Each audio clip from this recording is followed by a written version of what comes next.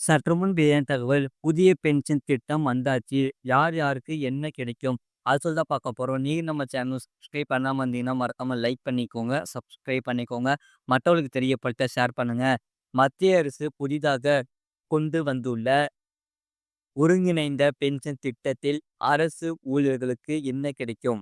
அதாவது மத்திய அரசு ஊழியர்களின் நலனுக்காக மத்திய மோடி அரசு ஒருங்கிணைந்த ஓய்வூதிய திட்டம் யுபிஎஸ் என்ற புதிய பென்ஷன் திட்டத்தை ஏப்ரல் 1ஆம் தேதி 5 முதல் அமல்படுத்தியுள்ளது.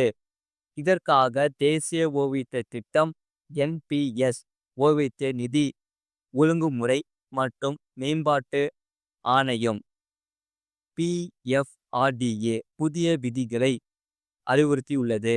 இந்த திட்டத்திற்கு யார் தகுதியானவர்கள், அதன் பலன்களை எவ்வாறு பெறுவது உள்ளிட்ட பல்வேறு கேள்விகள் அரசு ஊழியர்கள் இரு அரசு ஊழி அரசு ஊழியர்கள் மத்தியில் உள்ளன. ஓய்வூதிய நிதி ஒழுங்குமுறை மற்றும் மேம்பாட்டு ஆணையம் வெளியிட்ட அறிவிப்பின்படி, தேசிய பென்ஷன் திட்டத்தின் கீழ் ஏற்கனவே உள்ள அனைத்து மத்திய அரசு ஊழியர்களும் இந்த திட்டத்திற்கு தகுதியுடையவர்கள் ஆவர்.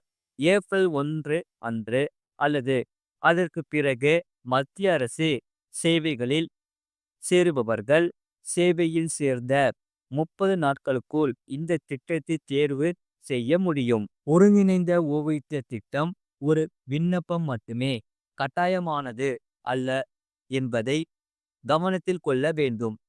ஊழியர்கள் ஒருங்கிணைந்த பென்ஷன் திட்ட விருப்பத்தை தேர்ந்தெடுத்து அதை சமர்ப்பித்தவுடன் அது இறுதியாக்கப்படும். எதிர்காலத்தில் இதை மாற்ற முடியாது என்பதையும் நினைவில் கொள்ள வேண்டும். பங்களிப்பு எவ்வளவு? அதாவது ஊழியர் பங்களிப்பு அடிப்படை சம்பளம் மற்றும் அகவிலைப்படி 10% இருக்கும். இதற்கிடையில் மத்திய அரசின் பங்களிப்பு அடிப்படை சம்பளம் மற்றும் அகவிலைப்படி 10% இருக்கும். இவை இரண்டும் ஒவ்வொரு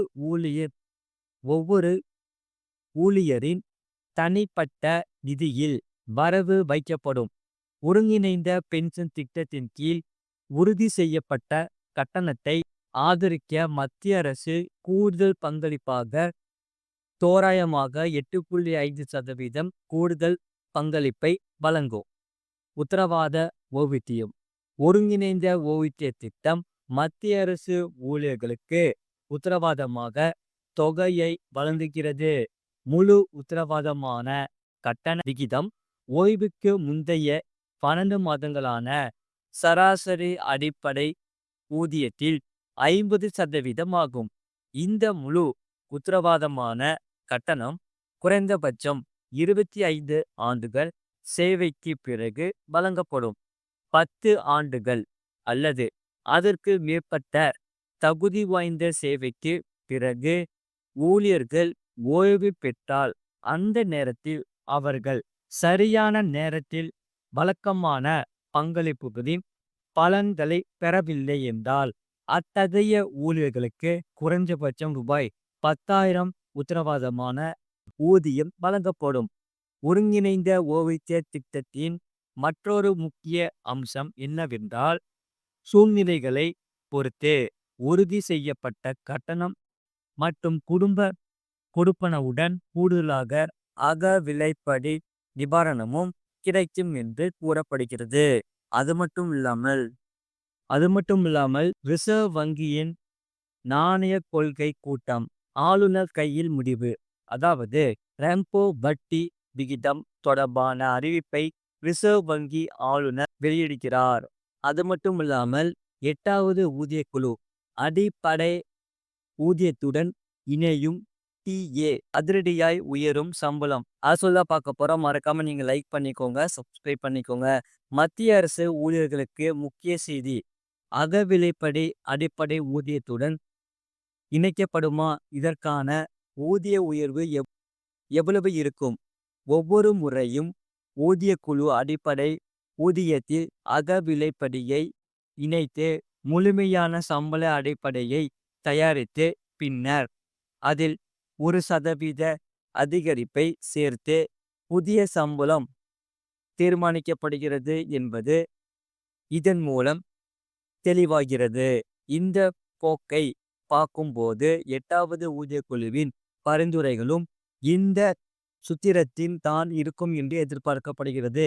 7வது ஊதியக் குழுவின் பரிந்துரைகள் இன்னும் சில நாட்களில் முடிவுக்கு வர உள்ளன. 8வது ஊதியக் குழு ஜனவரி 2026 முதல் அமலுக்கு வர வேண்டும் என்னும் இது முழுமையாக 2026ஆம் ஆண்டின் பாதியில் அல்லது ஜனவரி 2027இல் தான் நடைமுறைக்கு வர வாய்ப்புள்ளதாக கூறப்படுகிறது. ஜனவரி 2025இல் மத்திய அரசாங்கம் 8வது ஊதியக் குழுவின் உருவாக்கத்திற்கான அறிவிப்பை வெளியிட்டது. இது மத்திய அரசு ஊழியர்கள் மற்றும் ஓய்வூதியதாரர்களுக்கு மிக பெரிய நல்ல செய்தியாக வந்தது. இதைத் தொடர்ந்து நாடு முழுவதும் உள்ள கோடிக்கணக்கான மத்திய அரசு ஊழியர்கள் மற்றும் ஓய்வூதியதாரர்கள் மத்தியில் இந்த முறை சம்பளம் எவ்வளவு அதிகரிக்கும் என்ற கேள்வி நிலவி வருகிறது. இதுவரை 8வது சம்பள குழுவின் தலைவர் மற்றும் பிற உறுப்பினர்களின் பெயரை அரசாங்கம் அறிவிக்கவில்லை. எனினும் இது குறித்த விவாதங்கள் முழு வீச்சில் நடந்து வருகின்றன. இதனுடன் பிட்மெட் பார்க்கெட் என்னவாக இருக்கும் என்பது குறித்தும் அகவிலைப்படி டிஏ அடிப்படை ஊதியத்தில் இணைக்கப்படுமா இல்லையா என்பது குறித்தும் பல கருத்துக்கள் நிலவி வருகின்றன. பிட்மெட் பார்க்கெட் என்பது ஒரு வகையான பெருக்கி. பழைய அடிப்படை சம்பளத்தை இதனால் பெருக்கி புதிய அடிப்படை சம்பளம் தீர்மானிக்கப்படுகிறது. இந்த காரணி அகவிலைப்படி, அதாவது தற்போதைய பொருளாதார நிலைமையை கருத்தில் கொண்டு தீர்மானிக்கப்படுகிறது.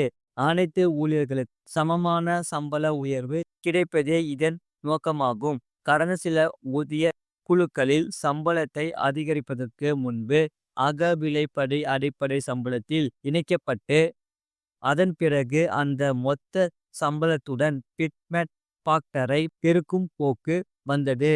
உதாரணமாக 2016ஆம் ஆண்டு 7வது ஊதியக்குழு அமல்படுத்தப்பட்ட போது ஊழியர்கள் 125% அகவிலைப்படியை பெற்று வந்தன. கமிஷன் 2.57 என்ற 7வது ஊதியக்குழு பிட்மெட் பாக்டரை பரிந்துரைத்தது. அதாவது ஒரு ஊழியரின் அடிப்படை சம்பளம் 10,000 ஆக இருந்தால் அதனுடன் 125% டிஏ, அதாவது 12,500ஐ சேர்த்தால் மொத்தம் 22,500 ஆகிறது.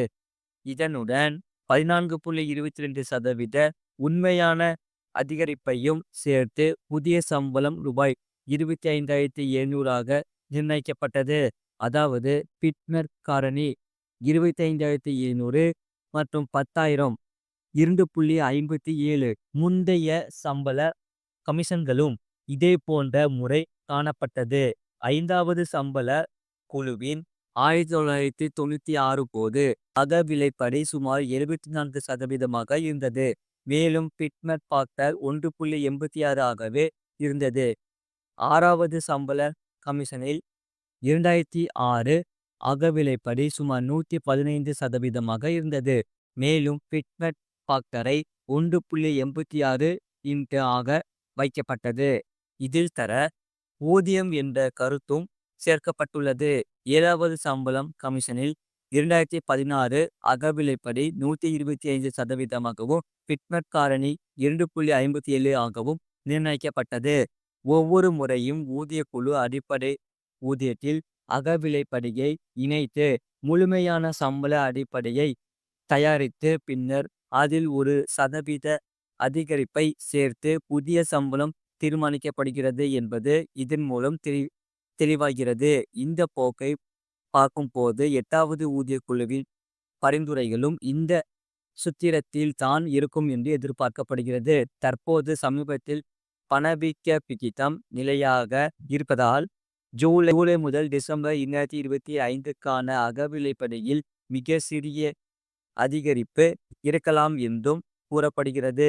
இத்தகைய சூழ்நிலையில் உண்மையான சம்பள உயர்வின் பலனை பெற இந்த முறை பிட்மெட் பார்க்க குறைஞ்சபட்சம் 3.0 அல்லது அதற்கு மேல் இருக்க வேண்டும் என்று ஊழியர் அமைப்புகள் நம்புகின்றன. ஒட்டுமொத்த 8வது ஊழியர் குழுவின் உருவாக்கம் கோடிக்கணக்கான ஊழியர்களுக்கும் ஓய்வூதியதாரர்களுக்கும் பெரும் நம்பிக்கை தந்துள்ளது. அரசாங்கம் கடந்த கால நடைமுறைகளில் பின்பற்றி அகவிலைப்படியை அடிப்படை ஊதியத்துடன் இணைத்து சரியான பிட்மெட் பாக்டரை பயன்படுத்தினால் மத்திய அரசு ஊழியர்களுக்கு மிகப்பெரிய ஊதிய உயர்வும் ஓய்வூதியதாரர்களுக்கு மிகப்பெரிய ஓய்வூதிய உயர்வும் கிடைக்கக்கூடும். பொறுப்பு துறப்பு. இந்த பதிவு தகவல் நோக்கங்களுக்காக மட்டுமே எழுதப்பட்டுள்ளது. இதன் மூலம் 8வது ஊதிய குழுவின் கீழ் கிடைக்கக்கூடிய ஊதிய உயர்வு அல்லது ஓய்வூதிய உயர்வுக்கு எந்தவித உத்தரவாதமும் அளிக்கப்படவில்லை. சமீபத்தில் மட்டும் துல்லியமான தகவலுக்கு அதிகாரப்பூர்வ அரசாங்க தளங்களை அணுக பரிந்துரைக்கப்படுகின்றன.